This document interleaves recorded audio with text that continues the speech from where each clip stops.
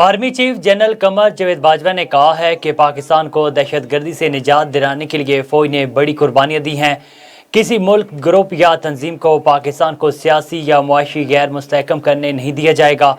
Military academy Kakul میں 146ویں passing out parade سے خطاب کرتے ہوئے army chief general Qamar Javed Bajwa نے پاس آؤٹ ہونے والے کیڈٹس کو مبارکباد پیش کرتے ہوئے کہا کہ آپ لوگوں کو فخر ہونا چاہیے کہ آپ اس عظیم فوج کا حصہ بننے جا رہے ہیں۔